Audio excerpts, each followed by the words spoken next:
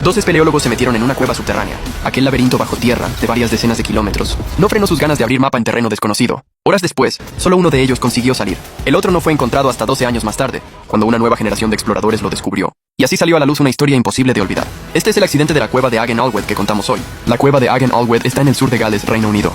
En galés significa boca de la llave. Los aficionados locales la llaman la cueva Aggie. En la Navidad de 1949, el explorador Brian Price y varios compañeros lograron retirar la enorme roca que bloqueaba el paso. Así descubrieron por primera vez la entrada de Agen Alwed. En las exploraciones posteriores, la gente pensaba que la cueva no era gran cosa, hasta que en 1957, un club de espeleología logró abrir un nuevo paso y entró por fin en la zona principal. Tras años de exploración, se descubrió que sus galerías sumaban 32,5 kilómetros. Agen Alwed se convirtió en uno de los sistemas de cuevas más largos de Gales. Cabe destacar que, en los años 70, llegar al final de la galería del Arroyo Sur era considerado uno de los mayores retos de espeleología de las Islas Británicas. En mayo de 1974, Martin Farr, de 23 años, decidió entrar solo en la cueva. Su objetivo era explorar el final de aquella galería. Martin hacía espeleología desde los 10 años. Durante la universidad empezó con el espeleobuceo. El equipo que usaba entonces eran bombonas pequeñas recogidas de un avión estrellado en la Segunda Guerra Mundial y un solo regulador. Martin tenía también un compañero, Roger Solari. Roger, de 26 años, era considerado por los espeleólogos de su época uno de los exploradores de cuevas con más talento de Reino Unido. Era introvertido, pero muy respetado por sus compañeros. Llevaba 4 años explorando con Martin. Según el plan inicial, esta vez iban a entrar los dos juntos. Pero justo antes de salir, Roger se lesionó la rodilla por accidente y tuvo que retirarse por el momento. En una situación así, cualquier explorador con experiencia lo habría aplazado, porque actuar solo dentro de una cueva es un tabú. Si pasa algo, no hay quien te salve. Pero Martin no podía esperar a ser el primero en pisar zona desconocida. Esa tentación era demasiado fuerte para él. Decidió entrar solo para hacer un primer reconocimiento. Pero atravesar toda la galería del Arroyo Sur no era nada fácil. Desde la entrada, había que pasar por decenas de tramos, tan estrechos que solo se avanzaba de lado, pegado a la pared. También había grietas estrechas, formadas por rocas caídas tras desprendimientos. Y además había 3 sifones que solo podían cruzarse buceando. Hay que tener en cuenta que entonces la cueva más allá del sifón número 3 aún no había sido explorada. Y la otra ruta hacia el sifón número 4, la que más tarde se llamaría Pasaje de la Resurrección, tampoco se había abierto. En aquel momento, todo el recorrido ya era difícil incluso sin llevar nada encima. Y Martin iba arrastrando todo el equipo de buceo. Primero tenía que empujar las pesadas bombonas por la grieta, y luego retorcer el cuerpo para pasar. Solo ese tramo solía llevar varias horas. Pero aquel día Martin estaba sorprendentemente bien.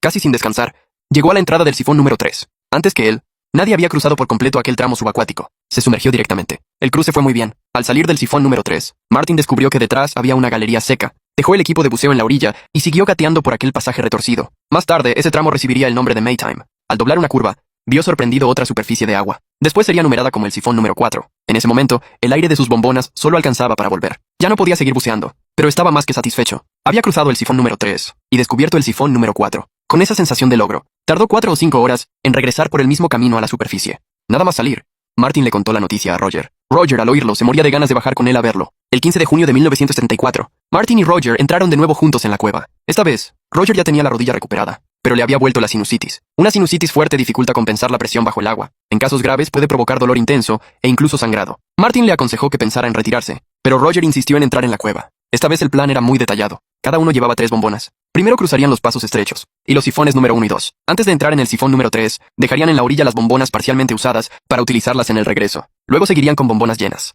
Todo fue bien. Pero cuando Martin se plantó por segunda vez ante el sifón número 4, ya no sentía la emoción del primer descubrimiento. Lo que tenía era deseo de abrir paso aún más lejos, y esa mentalidad suele nublar el juicio de un buceador. Según el plan, los dos irían en equipo, pero cada uno avanzaría por su cuenta. Es decir, iban juntos, pero cada uno era responsable de su propia seguridad. Cualquiera de los dos podía decidir volver en cualquier momento. Tras sumergirse, Roger iba adelante colocando el hilo guía. Llevaba en la mano un carrete de 120 metros.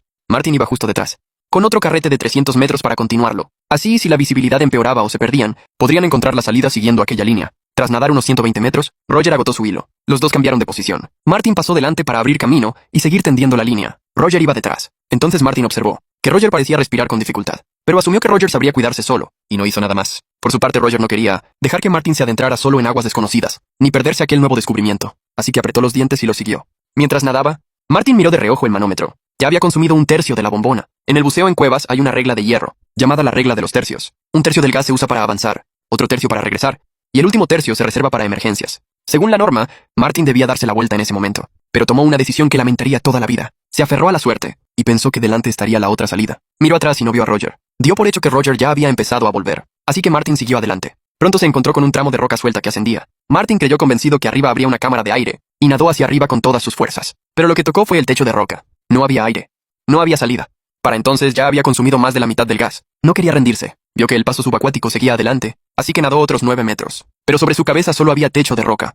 Por fin se detuvo, y empezó a regresar. Al volver al cruce anterior, Martin descubrió sorprendido que Roger también lo había seguido. El lenguaje corporal de Roger mostraba una inquietud extrema. Sus bombonas eran más pequeñas que las de Martin. Según el plan original de Martin, Roger ya debería haber iniciado el regreso. Tras el sobresalto inicial, Martin hizo de inmediato la señal de buceo para evacuar ya. Martin siguió el hilo guía nadando desesperadamente de vuelta. Cuando aún le faltaban 40 metros para llegar al punto de entrada del sifón 4, la bombona principal de Martin se quedó vacía. Se obligó a mantener la calma, paró y cambió a la bombona de reserva. Luego calculó rápido si el gas restante le alcanzaría. Cuando logró volver a la entrada del sifón 3, por fin salió del agua. Respiraba a bocanadas. Se desplomó en la orilla esperando a que Roger apareciera. Miraba la superficie con angustia. Cada pocos minutos metía la cabeza en el agua para escuchar, pero abajo reinaba un silencio de muerte. Pasaron 20 minutos. La superficie no se movió ni un milímetro. Una hora después, volvió a sumergirse. Agarró el hilo guía y tiró con fuerza. Descubrió que estaba suelto. Fue recogiendo la línea tramo a tramo. Entonces vio que el hilo guía había sido cortado limpiamente. En ese momento, con el gas que le quedaba, Martin ya no podía averiguar qué había pasado. A él aún le quedaban 3 sifones y casi 1,6 kilómetros de cueva hasta volver a la superficie. Si él también caía allí,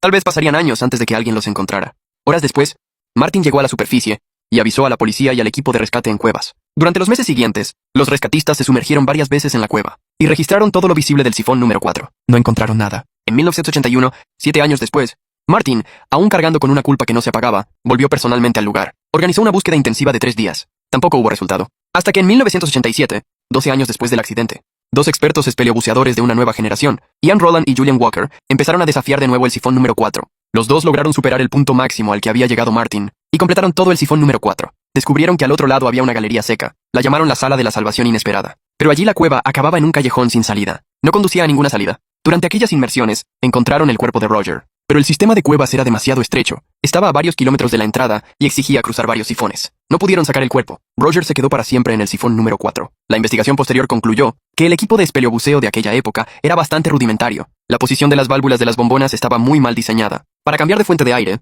el buceador tenía que soltarse parte del equipo y retorcer el cuerpo hasta alcanzar la llave. Es muy probable que Roger, al cambiar a la bombona de reserva, se enredara con su propio hilo guía. Atrapado, Roger solo pudo tantear y cortar la línea para liberarse. Pero durante ese proceso, quizás se movió demasiado y removió el barro del fondo. La visibilidad cayó a cero al instante. Sin poder ver, Roger no encontraba la salida, ni tampoco el hilo guía que había cortado. Sumado a las molestias de sinusitis de aquel día, que pudieron afectar a la compensación y a su adaptación bajo el agua, acabó ahogándose dentro del sifón número 4. Hoy, la entrada de la cueva de Agen Allwed está cerrada con llave. Solo los exploradores expertos con permiso tienen la oportunidad de volver a entrar en este laberinto subterráneo. Gracias por ver el video. Nos vemos en el próximo.